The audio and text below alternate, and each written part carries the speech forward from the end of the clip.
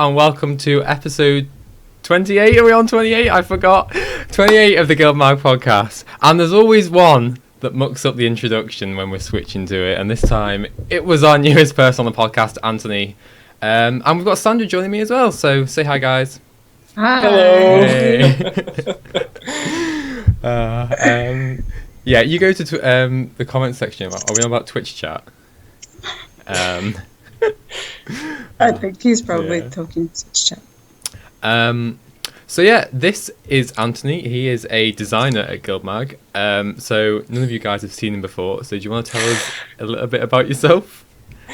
Hello, I'm Anthony. I've been playing the game for about a little over, say, 2 years now.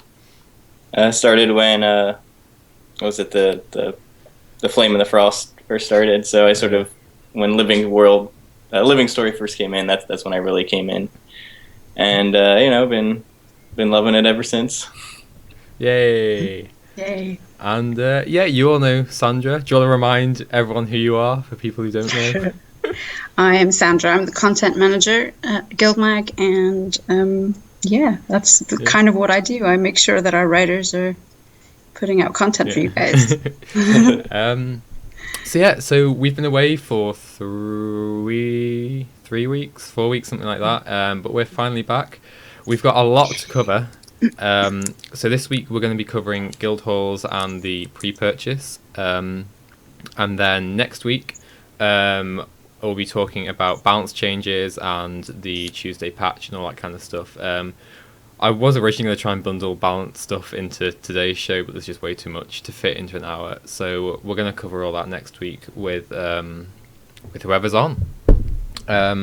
So I still don't know anything about Casey, for those of you wondering. Hopefully we'll get her on soonish, but we'll see what happens on that front. But until then, we've got people at GuildMag. So we're going to jump into the gem store news first of all, as we always do. So first of all, we had Dwayna's Regalia released. I think that looks well cool. Not as a char, but the char always gets shafted. No, they really do. But I really like it. And I remember in Guild Wars 1 I used to play Dervish with the avatar of Dwayna quite a lot. And when the Dwayna outfit in Guild Wars 1 came out, I was like, oh my god, I need it, and I never actually bought it. So I'm seriously considering getting it this time around. We also had the scientific weapons come out. I'm kind of mixed bag on these. Some of them I think look cool, some of them aren't that great, I don't think. One thing that really stuck out to me is like the size of the daggers in this game seem to be getting bigger and bigger with these weapon skins, because these ones are like mini swords essentially. Like they're no longer daggers, I don't think. But yeah, they're not too bad, I guess. Do you like any of the particular scientific weapons, either of you guys, or hate them, don't mind them? I know a lot of people have been saying it, but I do like the way the short bow looks and longbow. I've actually been trying to collect short bow skins in my own way. But so we'll have to see if I break down and get myself a scientific short bow. I think. Oh, go on. No, I was just going to say the bow skins. I think the greatsword skin I didn't mind so much, but then. Oh no, I hate the greatsword. I can't remember what it looks like at this point. I saw it first and I just went, oh no, and then I immediately shafted the whole of the gallery until I looked at them properly. But I feel like if. With the right dice scheme, you can probably make it look good with like the Magitech armor. Get a real cool NG look going. Yeah. Laskax in chat says, I think they ruined the scientific weapons with the globe thingy rotating. They seem out of place to me. I mean, yeah. I think, like with all weapon skins, I think it's going to appeal universally. This is the first set I haven't particularly liked in the last few. But yeah. I've always just felt like that whole Magitech thing never really fitted with me in Guild Wars 2 all that much, and people probably hate me for saying that, but I've always never particularly I actually have it on my engineer, and it looks pretty cool just because of the way I dyed it. But other than that, it's like I think I've got part of it on my main ranger, but not very much. You can say the interesting thing is that they have unique sounds, but nothing else peculiar. I haven't actually seen them in game. I've only seen the gallery of them. Yeah, me too. So it'll be interesting to see what they're actually like in game. But yeah, so we also had the Seed Pod mail carrier and the Revenant mail carrier. As always, if you're into that kind of thing, then I don't actually know anyone who buys mail carriers. Do you guys? No, I got a parrot when it dropped out of a chest once, and I sold it. Not to bash on anyone who does buy mail carriers. No, of course not. I definitely appreciate when someone's standing next to me and sending a whole bunch of stuff off, and you see it like little C-pod come in. Like, oh, that's cool. Yeah. I'm gonna disappear on you in 1 second. And so we also had the mini rock. Quite possibly the best addition to the gem store in quite a while. I'm actually considering getting a mini rock. I think it looks quite cute. What do you think about the mini rock, Sandra? Now that you've really, my reaction was a rock. Really, I mean, it's got a cute face, but I'm just like the face saves it. The face it's probably the only thing that does save it. But I was just like, I could spend my gems on something else. Yeah. Instead of a pet rock. I don't know. So that's the gemstore news. So we're going to jump straight into Guildhall discussion because there are, how many blog posts were there? 6, 7, 3, 4, 5, 6, 7, 8 blog posts. I've read 5, 6 of them. So we're going to play a game, and it's up to everyone else to guess which ones I haven't read by the time we get through all this. And the winner gets nothing. So we're going to kick things off then with, we'll kind of explain what each of the blog posts mean for anyone who hasn't read them, and for the benefit of me, so you guys can't guess which one I haven't read. And then we'll obviously go into discussion about what we're looking forward to and all that. So the first blog post we got was the Welcome to Guildhalls thing, and these ones were released at the same time it was announced at E3, I think. So I saw the E3 announcement and I thought it looked quite cool, and then a certain expansion for another MMO came out, and I stopped paying attention until a few hours ago. Bye. But yeah, so Welcome to Guildhalls was the first blog post, kind of just outlining everything that was kind of said at the E3 announcement and introducing us to the 6 pillars that we've been kind of hearing about when Colin talks about Guildhalls for quite a while now. And so just to run through these quickly. First one is emphasize community and fellowship. Essentially, Guildhalls are trying to encourage members to play together. A place to call your own is the second one. So it's Guildhall is going to be your own personal space for your guild. You'll have control over who can enter the map, and it can kind of, I think they say in the blog post, it's just a way to get away from the world when you want to, that kind of thing. So people like me, that's great because I hate people. Third one is build a shared history. This is the one I'm really excited about. I think a lot of people are as well. So this is the ability to kind of upgrade and build 6 major structures in your guild hall. So you have things like a PvP arena, the mine, the guild workshop thingy, all that kind of thing, which we'll get to later, which sound really exciting. The fourth one, I was a bit like, oh no, it's the fifth one actually. Forget what I said. So the fourth one is bring guilds into the world. So this is about guild halls existing alongside the public maps in the Heart of Maguma. Each guild hall has its own kind of history and lore that you're there to uncover, because there's 2 guild halls available in Heart of Thorns for you to claim, and they're both like forgotten ancient places that you're there to explore, find out what happened, build up, all that kind of thing, which is really cool, and it really feels like they're trying to fit guilds and guild halls into the lore of the overall game, which I felt was kind of a bit lacking before. But yeah, we'll get to that. So the fifth one, activate player creativity. This is one I kind of felt a bit like, what are they talking about in this particular blog post? Because it kind of just wish-washed over it a little bit, because it was like, guild halls will be a fun place to gather and socialise, and there'll be these massive places, and I'm like, okay, it's a massive map, but what can I do in this massive map to like foster creativity and that kind of thing? So that's kind of one pillar, I guess, that I'm looking forward to kind of learning more about. I don't think they particularly covered it in the blog post. I may be wrong though. But yeah. And so the final one is new ways to play together. So this is new content for guilds to bridge the gap between the guild halls and the open world. So you have things like World v World guild claiming, revamped guild missions, the PvP sandbox mode in the guild hall, and of course the new guild-specific crafting profession to be able to create things for the guild hall.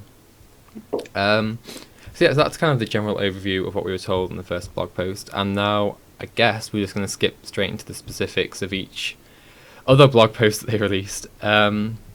So the first one was called Taken from the Enemy, and the quote I pulled out is essentially it's about obtaining a guild hall isn't as simple as buying one from a merchant. And I think this is a really nice way to approach obtaining a guild hall rather than just like being able to pay X amount of gold or whatever and just magically one appears. I really like the idea of it having to claim it back from the Mordrum. So for those who don't know what this is about, so there's a new organisation in LA called the Guild Initiative, and this is essentially calling for guilds to help fight the Elder Dragon threat. And it's kind of inspired by Destiny's Edge's success in the Ping, and our recent, obviously, being able to kill Zaitan and all that kind of malarkey. So immediately, I think this is a great way to kind of bring guilds into the actual lore of Guild Wars 2, because since launch, they've kind of been a bit of a sideline. You know, you've been in the guild, but it hasn't really meant anything compared to like the actual in-game guilds, you know, like the Vigil and, you know, all that kind of malarkey. So I really like that they're not just introducing new systems, they're kind of thinking about ways to actually integrate it to make sense in the game as well. I think the overall feeling is that they're making guild halls part of the story that's going into Heart of Thorns, and that's kind of cool because it's not just, like you said, it's not just something that you can just purchase and ho-hum, you have it already. You know what I mean? Yeah, exactly.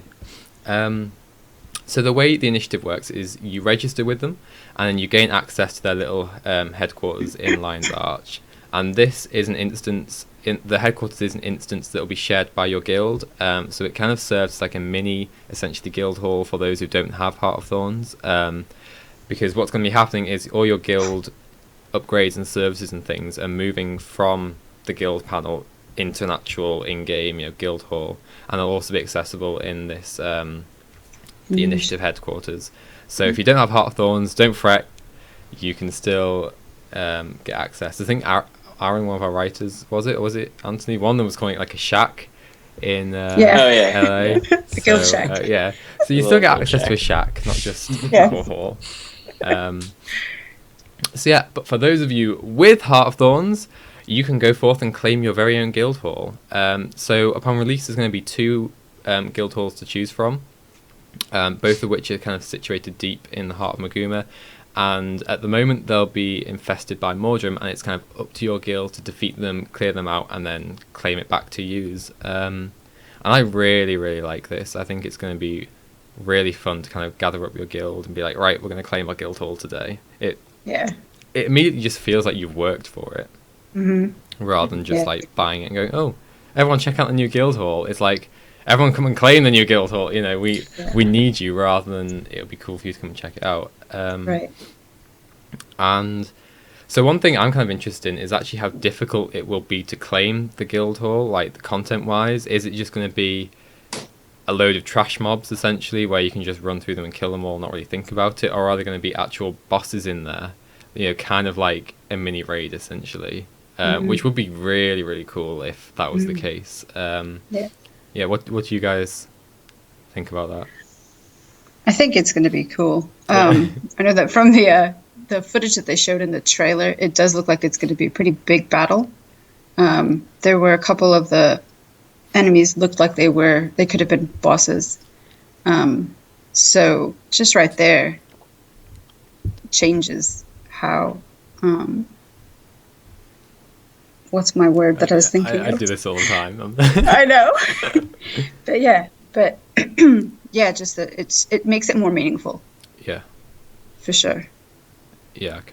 I feel like it's another step in incorporating more like world versus world elements into PvE, like so we're seeing with the Silver Wastes.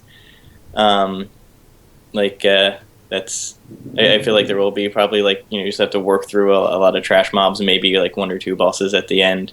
I'm kind of curious as to if it would scale depending on the number of people you have running at it. So if like it'd be like a guild of 6 people and then all these thousands of mobs is coming at you, and do you get a guild hall or who do we pull? Don't aggro everyone. Yeah. I feel like it would scale because I mean the massive mega guilds would surely they thought about the fact that like they'd have to scale it up to like say like 100 people versus like the 6 people of the GuildMag guild that we're going to claim theirs, like so Alaska Winter says in chat there's a giant turtle, so that could be really cool. I really do hope it is like a little mini raid just to keep people like me happy. Like if honestly that was the only like raid style thing in the entire expansion, I wouldn't be happy, but I'd be slightly less. A little bit less bitter. Yeah, I'd be less bitter. So I'm really looking forward to seeing that. Is there anything else we want to mention about being able to claim your guild hall? Only that it's going to be cool. I want to do it. Yeah, I really want to do it as well. Plant the flag. So, after you've claimed your guild hall, you get to upgrade it and build it up. You see, these segues I'm doing are just so good, right? Epic. Every time. Yeah. So there are 6 major buildings to upgrade in your guild hall. We have them written down. Wow. You just gave it away right there. No, I have actually read this one. I promise. It's the late ones I've read. Shush. So the 6 buildings we have are the tavern. This is going to be there immediately. I think after you've claimed your guild hall, I think you will have access to the tavern. If I read that, if I remember reading that. But they showed it on POI. They showed some of these on Friday, and you get like basically like your initial buildings on all of these, and then you upgrade them until you get like the final. All right. Wonderful thing. Yeah. Just to bring out one thing from Guild Chat, going back to what we were talking about earlier, Laskak says, I hope the Guild Hall's map events are not the challenging group content we've been promised. That's my biggest doubt about Heart of Thorns. I agree. Yeah, I feel like it won't be. I'm going to be the optimist and say that's not what they're talking about when they say that. It might be one aspect of it, but yeah. So Alaska says I doubt it. Probably use of same mechanics, just like fractals. So yeah, I agree.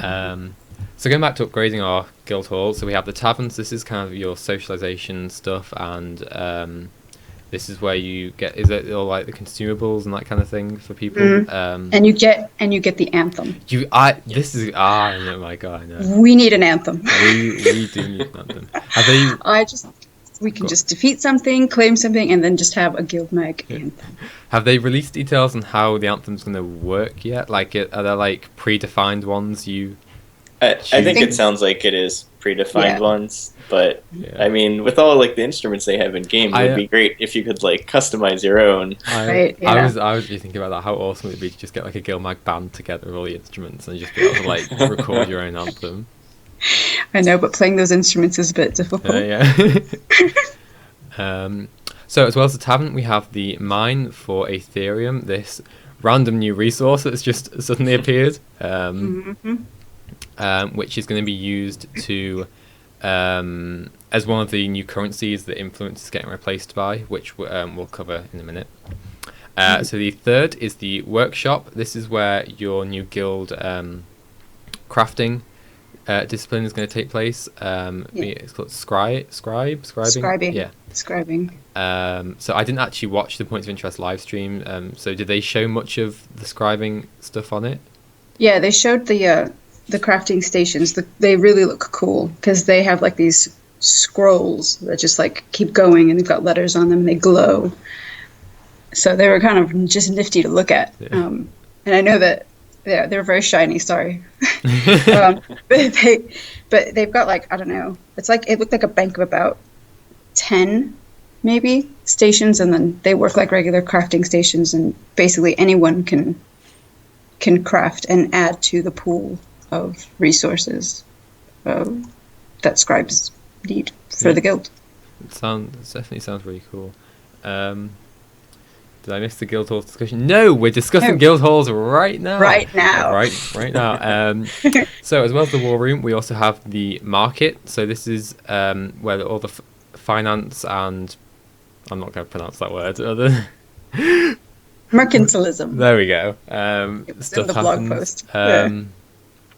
So it sounds like banks and this will be all merchants. So all like the economy tab and the guild halls upgrade stuff now. Basically everything there, I'm assuming, will be in the market. Yeah. And then we have the arena where I'm going to be killing all my guildmates in. It's going to happen. Oh, really? So this I'm really excited about. So it's a PvP, essentially sandbox that can be used for guild versus guild, as apparently shown on points of interest. Also, as I'm going to be using it for 1v1 tournaments, so I can prove my dominance. Well, what's cool is that you can have as many people that can fit into the room, and so there can be like spectators, there can be like different people that are set to fight. It's going to be so different good. people that are set to like decorate and set up the obstacles and the traps. Yeah. The one thing I found interesting was that you can actually decorate it while people are fighting. Yeah. So just like change the throw tactics a wall or yeah. It's going to be.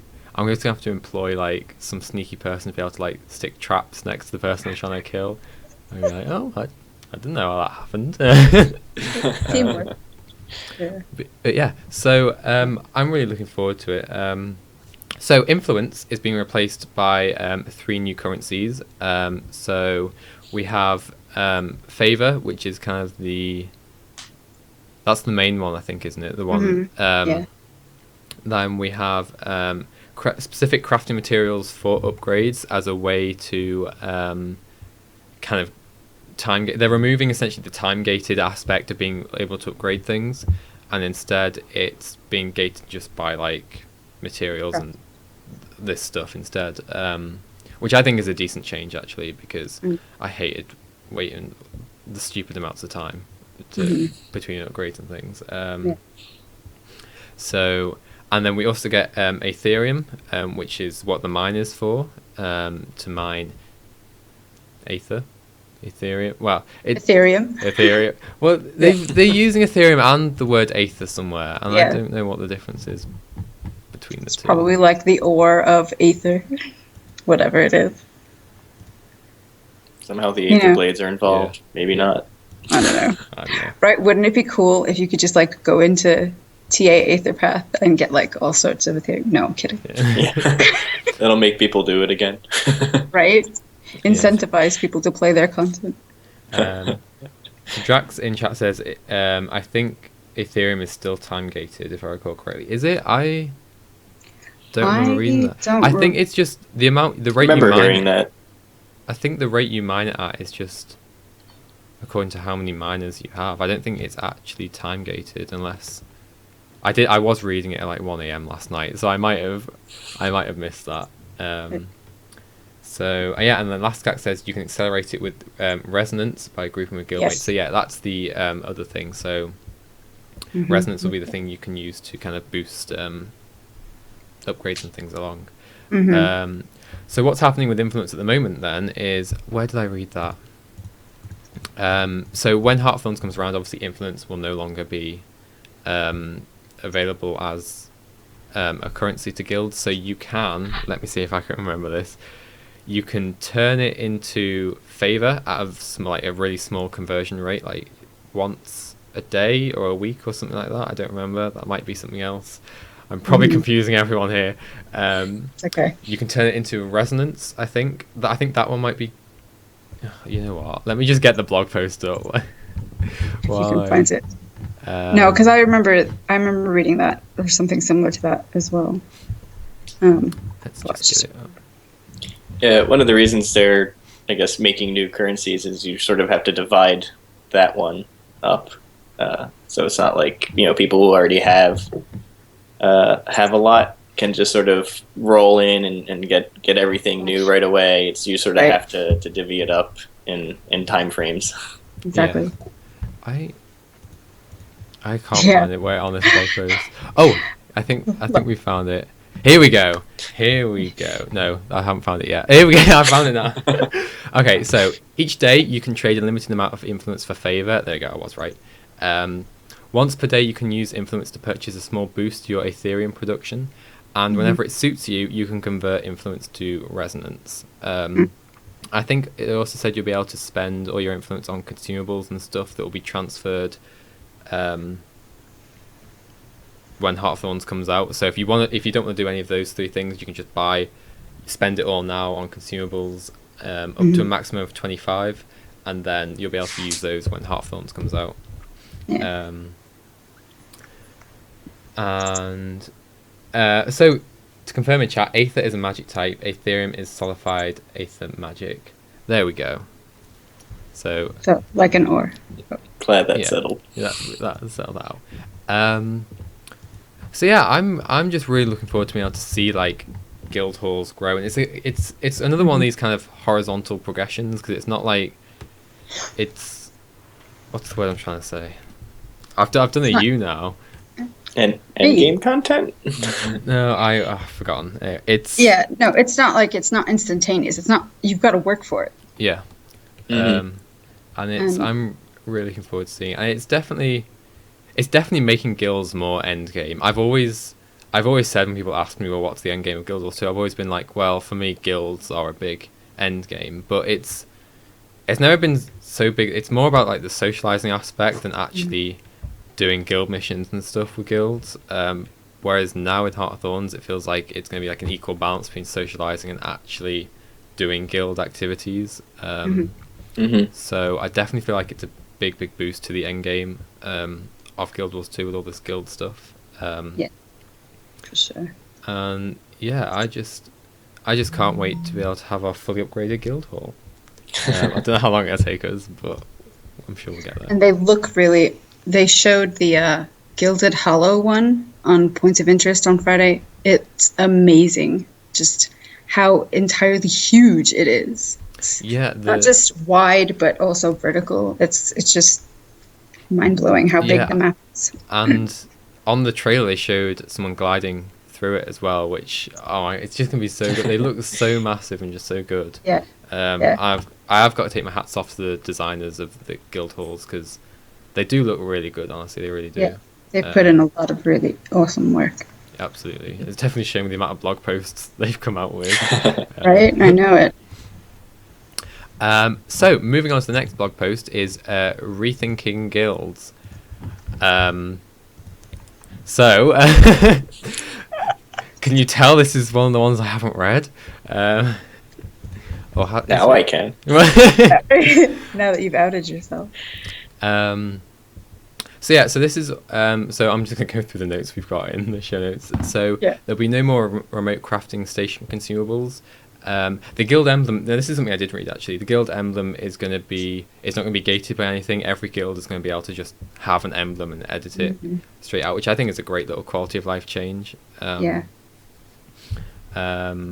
there's some, and I've lost it again. I had another point. I'm sure I read this blog post actually. I'm scanning it again right now. Well, we've essentially talked about everything, because it kind of covers about what influence is going to be. One of the things is with these 8 blog posts, it tends to repeat a lot of information. So I guess they're trying to just make sure we understand. Yeah, I think one of the major points they mentioned in this blog post specifically was the improving the guild boosts, like the guild-wide boost that you could get. So, and this was difference. They wanted to make them more visible, which I agree with, because I had no idea that they really existed until they actually mentioned them. I was like, oh yeah, I guess there's like a guild-wide magic find thing that's going on, and it's like, you don't have the little boost icon. There's no way to sort of tell if something's like really active unless you sort of really go into the guild panel and look for it. So that's going to be a welcome change. Yeah, absolutely. Oh, was this the blog post where they talk about being able to have multiple? Yes, it is. Oh, so this is something I was really excited about, is because they're getting rid of influence, which is kind of, a way they felt was encouraging guilds to make their members represent full time, because you passively just gain influence for having members log in, that kind of thing. So because that's being removed and they're essentially breaking down all these barriers, you'll be able to now have essentially cross guild chat in your guild chat thing. So if you type in /G1 through to G5, something like that, you can essentially like switch between which guilds you want to chat in without having to like represent and all that kind of thing. So I think this is a really great change. Especially for people who are in, you know, like five different guilds and actively in 5 guilds as well. I saw something, and I can't even remember where, but people speculating that this might be an opening for them to bring back alliances. Oh. But of course, they haven't said anything yet, but that was a speculation that I read probably on Reddit somewhere earlier this week. I would love to have alliances back. It would be really cool. The big thing that worked with alliances, though, I feel in Guild Wars 1 was the whole like Luxon versus Kurzik alliance thing. So I feel like if they were to bring it back, I'd like to have something similar as well, maybe. Yeah. Just like Char versus everyone else, maybe, you know. No one for life. No. But yeah, so I'm really looking forward to it. While we're talking about breaking down barriers, you mentioned last night, was it you, Sandra? I think it was. Possibly. About what's going to happen with EU/NA guild halls. Right. This actually. Yeah. I know that it came up in several of the comments. Like, we've got guilds that are multi-region. Are they going to have to build 2 guild halls? Yeah. And they're. Yeah. Is there ever going to be a way that a guild can play together completely, like with a district system or whatever? Yeah, it's an interesting point, because until a while ago, influence was separated between EU and NA, and then they combined that. So, are they going to be? Because essentially, the guild hall is just an instance, which resides essentially on, I'm assuming, either the NA or the EU data center servers. So, are they going to be able to have one instance where all guild members come, or is it going to have to be 2 separate things? Yeah. My gut feeling is it will probably be like separate instances, but they'll maintain the upgrades that you get, maybe, so that you're essentially as a guild just working towards one guild hall, but EU and NA still have to be separated just because of the regions. Yes, the separate NA EU regions. It was kind of. I don't know how I feel about that. I mean, in a way, it's like the guild you've got to claim it twice. Or would it work that one guild or one set of guild members on one region could claim it, and then, you know, the other region could be like, sit back and go, all right, guys, do the work. I feel like that, to me, makes the most sense of what they do, unless they just completely split it and be like EU, NA again. But that's kind of going against this whole breaking down barriers thing that they're doing. I mean, I guess we'll just have to wait and see. I honestly am still bitter about NA, EU separate things, but that's a whole other thing. So, but yeah, I think it's just an interesting point to bring out, because for GuildMag, everyone apart from 2 people are on NA. So it's like when Heart of Thorns comes out, they can't essentially participate in being able to claim the guild hall because we're all NA, and you know, we go with the majority. So it does suck for those kind of guilds, I guess. But yeah, we'll see. So was there anything else in that particular blog post? That was kind of just reiterating most other that's stuff. pretty much it. So just to pull out some comments from chat, because we've gone for a while. So TK says, I'm looking forward to being able to trying to glide around using the Oculus Rift. If anything can induce motion sickness for me, that might do it. Yeah, that would be really cool. And then Exodice says, this was building on the point earlier about guild halls being massive.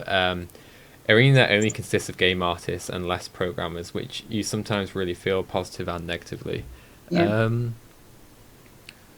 Historically, I might be inclined to agree with the amount of bugs and things that have gone wrong in the past. I think lately they've been doing a lot better. There's definitely You don't look convinced, Sandra. No, I'm just thinking of the last content patch that came in, and there were several bugs that they were having to fix and Okay, things breaking. And so I mean, I don't know a game that doesn't have bugs when they patch in content. Final Fantasy 14. I'm not saying Oh, anything. Shush. But yeah, no, they definitely do have a great artist and design department. I definitely agree with that aspect of the comment anyway. And TK says, I wonder if they're thinking about doing Guildhall versus Guildhall battles in the future. That would be interesting. I guess we'll have to wait and see on that front. So, moving on then to guild missions. And these are being changed. Guild missions are going to be the main way to earn favour, just like they're essentially the main way to earn influence at the moment. I don't think there's a quicker way. If there is, I haven't come across it. And so guild missions will be available for everyone. There's no need to kind of unlock them, which we can rejoice now because we've only just got off our bounties. Training. Yeah. My guild is a small guild. Yes. But we are solid. Wow. Sometimes. So yeah, I'm really glad that missions will just be available for everyone. You won't need to unlock them. So each guild, there'll be set missions available each week for all guilds across the game, and you'll be able to run them and complete them as many times as you want, but you'll only get the favour for the first time you complete it in a given week. So this means that members can earn their guild commendations essentially whenever the guild's running them. So if your guild just has like set days and you can't make it for whatever reason, then I'm assuming you'll be able to work out another way to band together and just take it on just to get your commendations. It'll be interesting that they won't. I don't think they'll require favour to actually start, will they? So I don't think that's something they actually mentioned or not. They haven't mentioned it. Because obviously at the moment they cost influence to build, to be able to do a guild mission. So they only mentioned they'd be essentially unlocked for free. They didn't actually mention anything about being able to do them for free. Right. So that would be interesting. As your guild levels up, you get access to more missions per week. And one really big thing is that the guild challenges and the guild puzzles are moving to instances rather than being out in the open world, which I think is a good change. Just so that there's no one else just like around you distracting you and whatnot. Although it's kind of nice that if a big guild starts up a challenge or a puzzle or something, that other people that are just in the map can join up and just do it if they talk to somebody. You know what I mean? Yeah. But whatever. Yeah, I guess we'll see how it goes. I mean, it's probably encouraging people to be in a guild rather than just like passively be out in the open world and take advantage of other guild things. And so the last bullet point is you can have one mission of any type active at a time, and you can start it whenever you like. And one thing that's really exciting is the new Guildhall portal that'll essentially, I think it takes you to like the nearest waypoint of wherever your mission is going to be starting for free. I think it's for free. So no more waypointing costs. No more people complaining about waypointing costs during guild missions. Yes. So yeah, and it can also be used to go to LA and the Heart of the Mists apparently. So yeah, I'm really excited about the guild mission changes. They don't actually. I don't think we're getting any new guild missions, are we? I don't think they actually mentioned. Haven't mentioned that. It would be nice to get some new ones with Heart of Thorns. New ones. I'm not holding my breath for it yet. Yeah, I wouldn't. I would probably expect it to be rolling out after. Like they'd announce it later. Oh, guys, and hey, by the way, here's some more stuff. Yeah.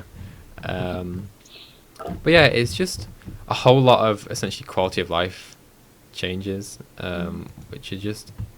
I don't think there's been an announcement about guild halls that I've or thought, why have they done that? It's generally all been quite positive. Have you been keeping up with like the community reaction amongst guild halls? Because obviously I haven't. I I'm a think, bad admin. well, it kind of ties in with the whole pre-purchase, but Yeah. I think on balance, the reaction to guild halls have been positive, but Yeah. because of the whole pre-purchase thing, it's sort of been stifled. Like I haven't seen as many people talking about guild halls as you might have expected, because everyone's still a bit salty about the whole pre-purchase stuff. Yeah. Okay, so the next blog post we're gonna have to power through these. Is the essentially all about scribing. Do you since you watched the points of interest thing about scribing, do you want to explain a little bit? Basically, scribing is going to be a way for you to anyone can participate, and you are going to need resonance in order to build up the schematics. The scribes will be able to create schematics for different tools that the guilds will be able to use. So it's basically sounds like a recipe that needs to be created first before you can't like just discover it. That's how it sounded like to me. Okay.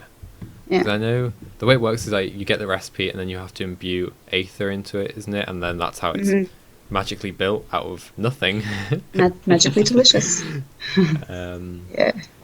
But yeah, it feels like giving people kind of like a purpose in a guild. Like you could be, oh, I'm the guild scribe for blah blah blah blah. You know, it's right. It feels good, I think. And I mean, can they have more than one scribe per guild, or is it like just anyone? Okay. Yeah, anyone can participate in the scribing, is what they said. But yeah, it's the way that they're going to be making guild consumables, improvements, and tactics for things like World versus World.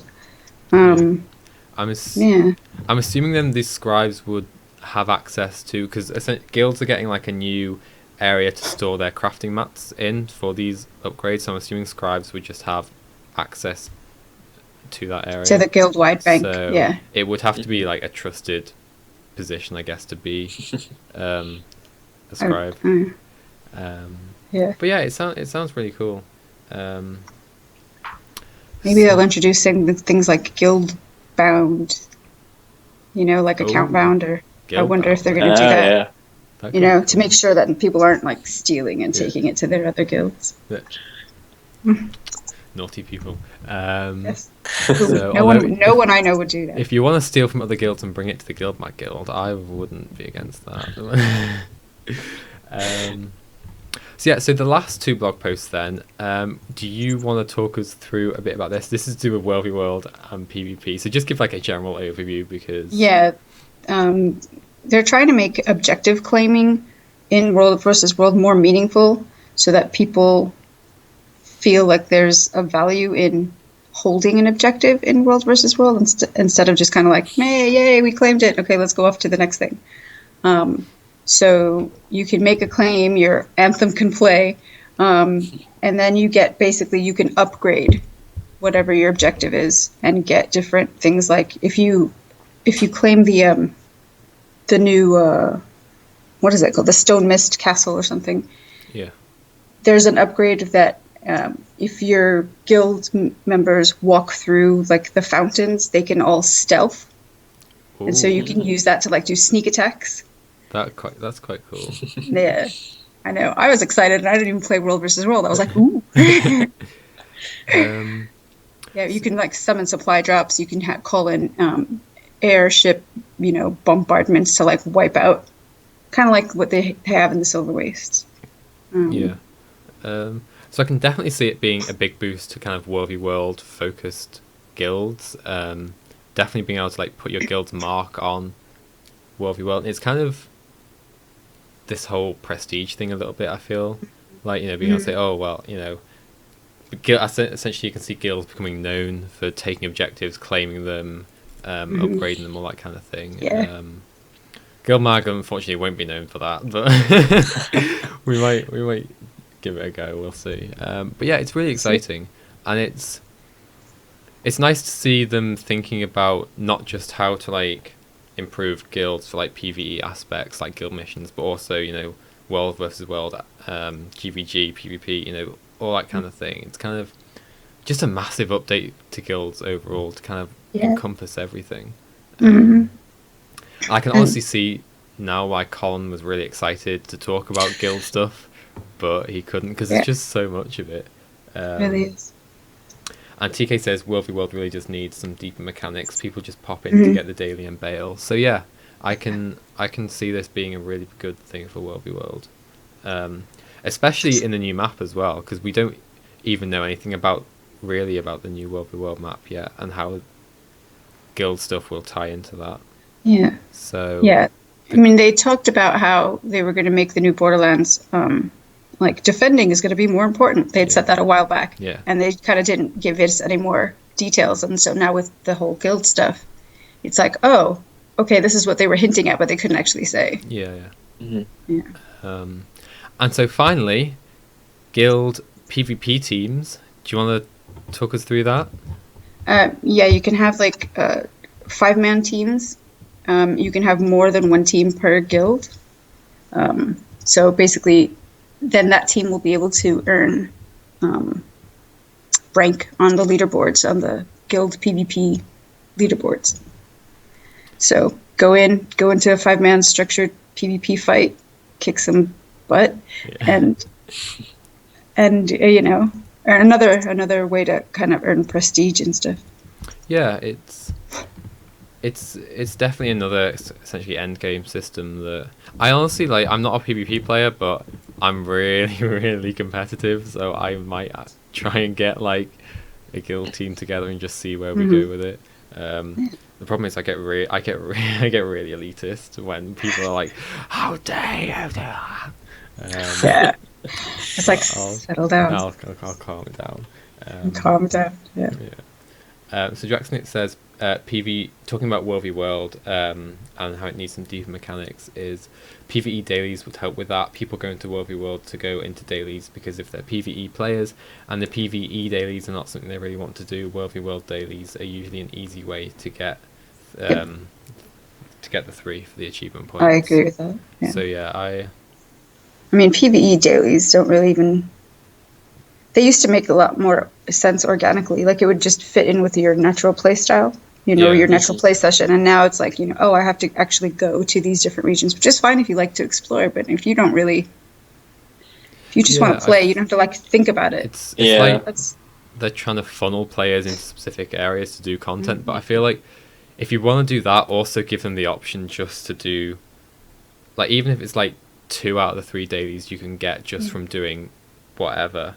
Rather than, because most of my time it's like all 3 dailies I have to go out my way to get, because I'm just never in the zones that they want me to go to because they're just low level zones, you know, like and when they have the map event completers into specific maps, it's terrible because, you know, Zergs show up basically, and it's like, you know, if you get a couple of hits in, you're lucky to even try and get credit.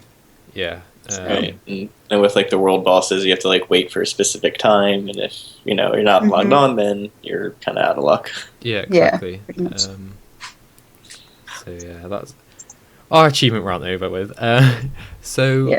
That's essentially everything on guilds and guild halls and everything coming to guilds. Have we got anything else we want to mention about that? The only thing we didn't mention was the war room, which is another one of the buildings. And that's specifically going to be for building up things like airship fleets for World versus Worlds that go and drop some bombs. Carpet bombing. Yeah, they showed around Stone Mist, I think it was the airships circling around it, which looked really cool. And I think that's also where you can build the Charkar things. Charkars, yes. Yes. I really want one of them. Oh my god, I know. I want it so badly. Those, they look cool. And that's a player transform. So it's not like just like a vehicle. Yeah, you actually transform into the char car, you get skills. You can actually fight in the char car. Oh my god, I'm just gonna live in those things. Oh. Right, so on to our second big topic that we're going to talk about today. That's got a lot of people in a bit of a tiz. I feel like I say this every time something blows up in the community. Yeah. Yeah. So, and this is of course the Heart of Thorns pre-purchase, which is now available. It became available essentially right at the E3 announcement that Colin was there.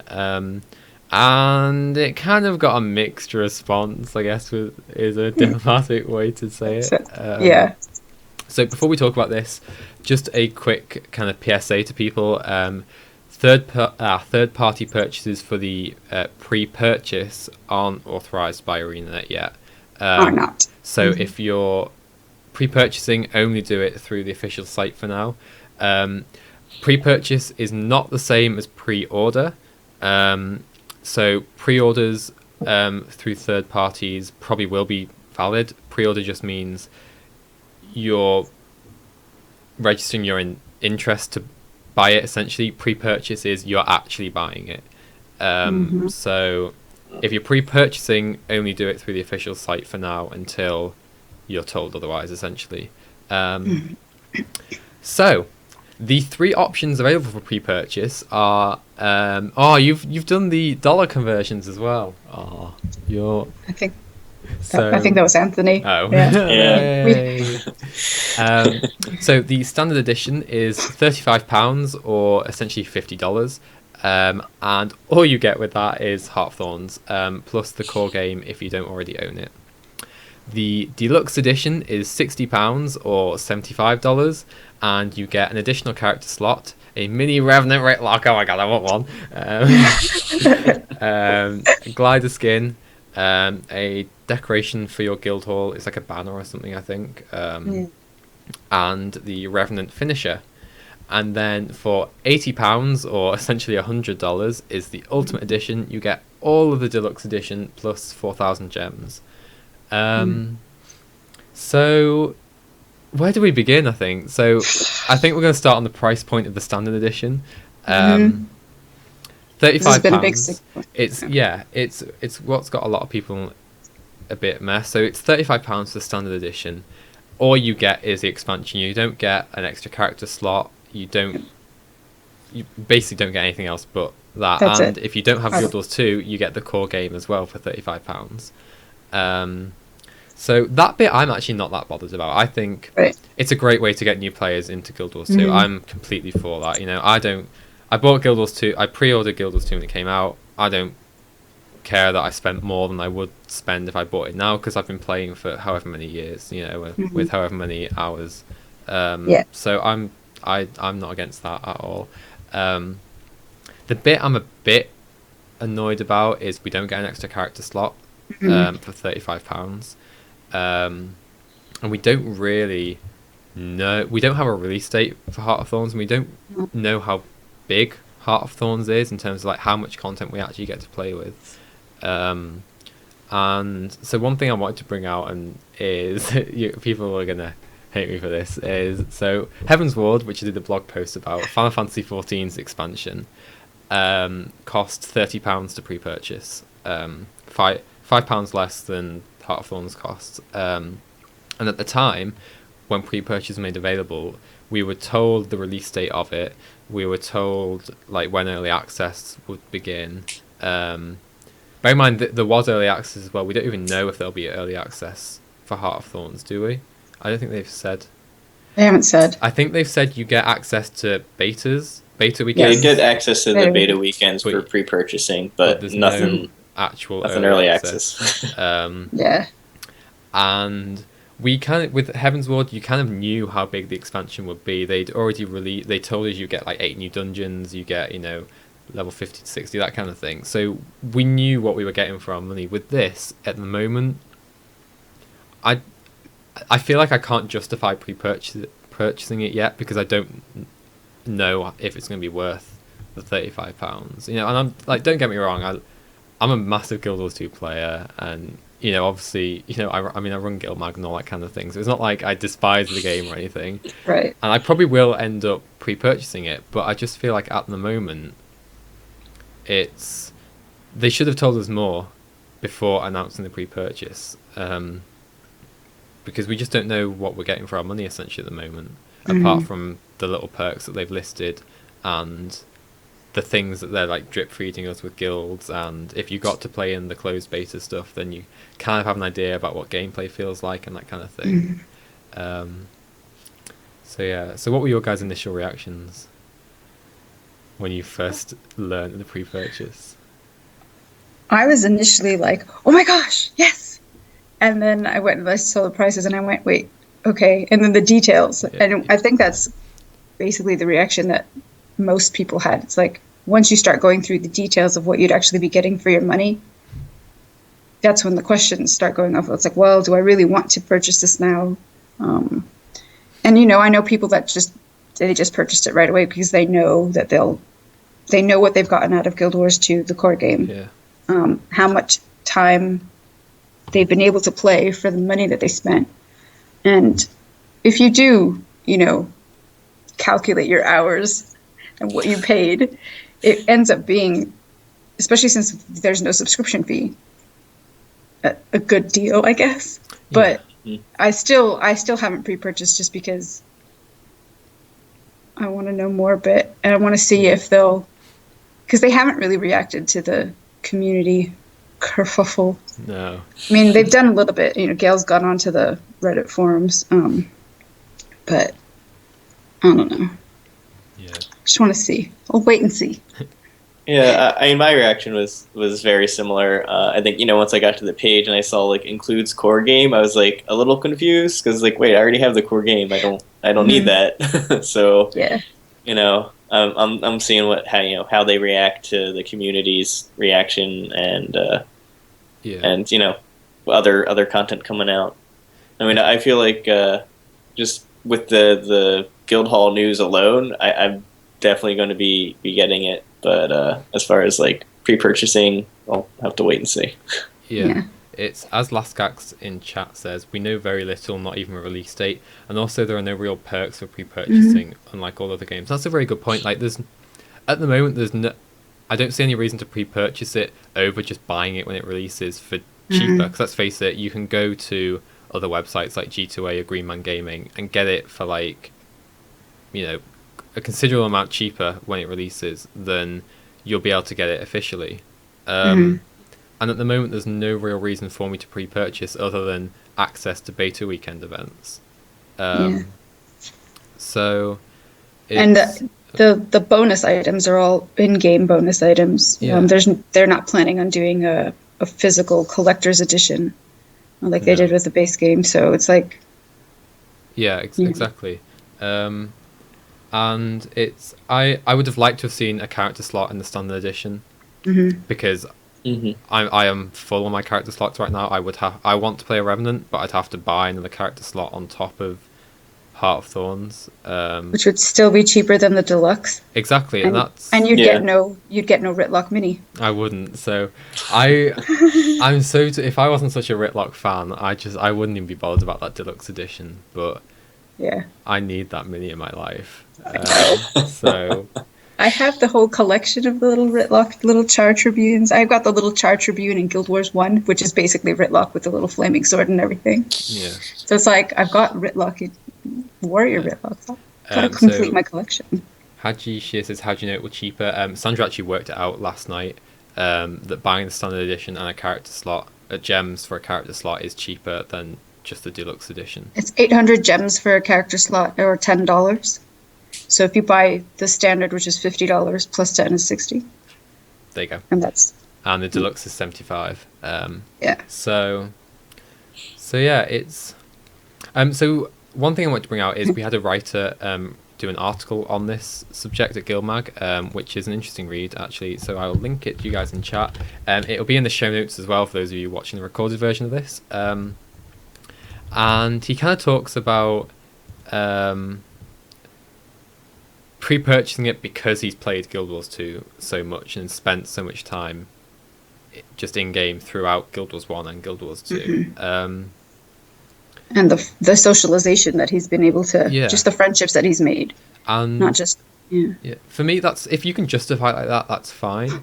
But I'm kind of the mind that I shouldn't feel like people feel like they should be pre-purchasing just because they've already spent so much time in the game as it is. I feel like there should be an actual reason to pre-purchase, like early access or, you know, other perks like a character slot and things like that that you wouldn't get just by just buying the game when it releases. So that's kind of my thought on it. And I just feel like it looks cool, but I can't judge if it's worth pre-purchasing yet for me. And so the community reaction, as you so eloquently wrote, has been polarized. Polarized. Yeah. It's a nice way of saying salty. Yeah. Really, really bitter. So do you want to tell us a little bit about the community reaction? Because you've probably been paying a bit more attention than... Well, it's just been like a soap opera drama thing that you just have to tune in every day. It's gone from, is it worth, like what you were saying, is it worth the $50? Do we know enough to justify the price? Or, you know, we'll take it on balance that we don't have a subscription fee. If you play hundreds of hours, you're going to get your money's worth because it's free to play after. And in the middle ground, the reactions have been a bit thin on the ground.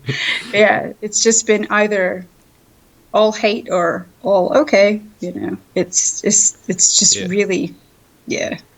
It's the one thing that's always annoyed me about is when Reddit and the forums blow up. They blow up in a really bad way. Really bad. And one thing that Kent brings out in the blog post is, remember that the developers have no control over the price of what's being shipped to you guys. Like, they just develop the game that they love. Like, at the end of the day, it's NCSoft and the upper management that decide how much Heart of Thorns is going to be. Yeah. So be civil is my you know, advice. and Ravius had a blog post earlier this week about some of the things that were happening, because apparently some of the devs were getting in-game essentially hate mail on their personal accounts. It's like, when you start getting to that level, it's like, come on guys, take a second and remember that there's another person on the other side of the screen, and just they're not the ones that have any control over this. Yeah. So, I mean, I definitely think it was a marketing and PR blunder disaster for ArenaNet. I mean, just they went into the FAQ, you know, because in the Heart of Thorns FAQ, it had said that you would need the core game. You'd have to buy the core game in order to play Heart of Thorns. Well, they went in and silently changed that, and because they're including it now in the standard, and well, in all of them, basically, if you don't own the game. But they never said, hey guys, we're changing this. They just kind of went in and silently did it, but people noticed because, you know, Guild Wars community. Yeah. As soon as you change something, someone will notice, like, I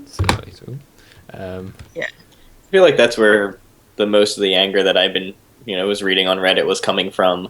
Whether it was the fact that they went through and sort of changed their word, like, you know, it sort of seemed like a scheme to try and get people to buy the core game before any type of pre-purchase announcements that said, oh, the core game's going to be included, or just veteran players saying that, oh, well, you know, that's no benefit to me. Why are we letting all these new players, you know, get such a great discount? Right, yeah. And I can understand that, because it's like, you've invested all these years playing game. It's like you said, give us a character slot at least. You know, throw us a bone, man, on the standard. But yeah, it's, I don't know. It's ugly. It got really ugly. I guess we'll have to wait and see what they do with it, if they change anything related to the pre-purchase, or if it's just gonna stay as it is. I kind of feel like it might just stay as it is. In all honesty, like, we may be lucky and get like a character slot on the standard edition, but I think that's as far as it would ever go. Right. I don't expect any like sudden price decreases or anything like that. No. Yeah. But yeah, I think ultimately a lot of people that are complaining will end up buying Heart of Thorns anyway, because I think it's gonna be a good expansion. I think whether or not you pre-purchase it or buy it as it releases from cheaper somewhere else, it's still gonna be good. And I'm not necessarily against £35 isn't. It's getting to be expensive, but it's not too expensive yet. It's kind of just on the border. So I guess we'll wait and see on that one. Yeah. And yeah, that was pre-purchase news. Do we have anything else we wanna cover for that? I mean, there's a lot of opinions in chat. Mostly about people kind of talking about NCSoft's been doing poorly for a while at the moment. Yeah. And Heart of Thorns is kind of their way to come back, essentially. I guess I don't think they're doing terribly. I don't know. I haven't really been kept up. Like what Jack says here about WildStar. WildStar it had a subscription fee. I think when it came out, they switched it over just recently to free to play, because WildStar didn't go down well. No, that was a bit of a flop. But they're definitely picking up pace at the moment with all the. There's so much stuff coming out for NCSoft at the moment. The Aeon expansion, Guild Wars 2 expansion, WildStar, Blade and Soul, something else I forgot. But yeah. So we will wait and see what happens with the pre-purchase. I have read most people's comments in chat. Unfortunately, they've kind of scrolled up and I've forgotten about the ones I wanted to bring out. So I think we're just going to leave it there for now, because I think it's probably better to just let this thing settle down for a bit and see what happens, rather than try to keep plugging away at it. I think the saddest part is that the Guildhall news, which the entire community was so excited about. I mean, it got the biggest reaction at the PAX South announcement. It just got ignored in a way, Yeah. No one's really talking about it, and that's, I think, and it's really, really cool what's happening with Guildhall. So it's like, I completely agree. Settle down, people. Yes. That's what Shannon says. And so that's our hour up. So we've covered quite a lot this week. As I said, next week we will cover the patch that comes out on Tuesday, with core specializations, balance change, massive list of balance changes, and the new LA, all that kind of thing. We'll cover on next week's show. So a big thank you to Anthony and Sandra for joining me this week. Don't know who'll be on next week. We'll toss a coin for it or something. And yeah, so don't forget, we are live every Sunday at 10 a.m. GMT / 11 a.m. BST on twitch.tv/GuildMag. If you can't catch the live versions, then of course every episode is uploaded to guildmag.com later in the day on Sundays, and on our YouTube channel, youtube.com/guildmag. So there is a variety of ways to keep up with us. If you have any questions, comments or messages for me, I am at ValiantGW on Twitter, or valiant@guildmag.com. And yeah, we love to hear your guys' feedback.